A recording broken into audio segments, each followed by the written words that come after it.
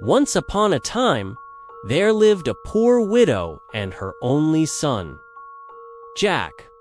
One morning, Jack's mother told him to take their cow to market and sell her, for they had no money left.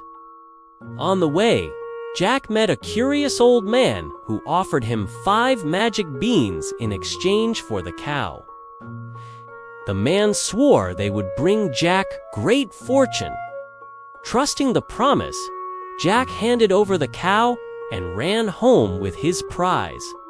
But when Jack's mother saw the beans, she was furious. "You foolish boy," she cried. "You've traded our only cow for a handful of nonsense." In a fit of anger, she tossed the beans out the window.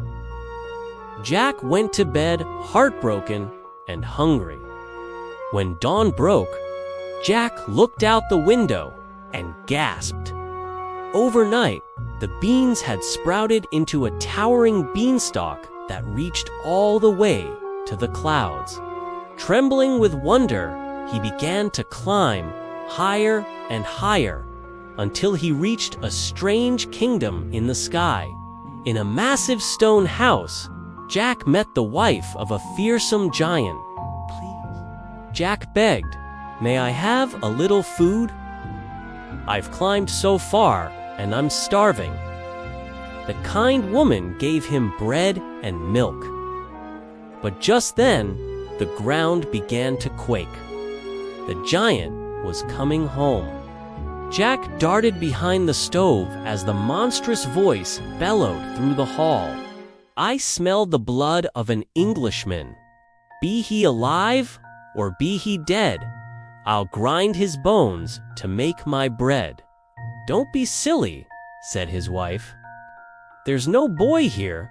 The giant grumbled but sat down to eat. After his meal, he opened a sack bursting with gold coins, counted them carefully, and fell asleep. Seizing his chance, Jack crept out, stole a sack of gold, and scrambled down the beanstalk. His mother wept with joy. They could live well for a time. Yet greed and curiosity soon returned. Jack climbed the beanstalk again, back to the giant's house. Once more, the giant's wife pitied him and gave him food. But before Jack could finish, the thunderous footsteps shook the floor again. The giant burst in, roaring, "I smell the blood of an Englishman. Be he alive or be he dead, I'll grind his bones to make my bread." Again, his wife soothed him, and he ate until he was full. Then he brought out a hen and barked. To Jack's amazement, the hen laid a golden egg. When the giant fell asleep, Jack snatched the hen. He hurried down the beanstalk. His mother was delighted, but warned him never to climb again. Days later, Jack's daring nature got the better of him. He climbed once more to the castle in the clouds. The giant's wife, though wary, gave him food again. But before long, the giant stomped through the door. "I smell the blood of an Englishman. Be he alive or be he dead, I'll grind his bones to make my bread." "Don't be ridiculous," said his wife, though her eyes flickered toward Jack's hiding place. That night, while the giant snored, Jack saw a golden harp that played music by itself.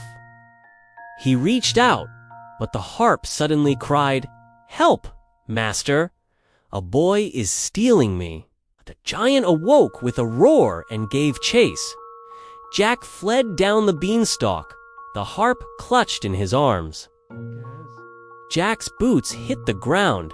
He shouted to his mother, "Bring me the axe."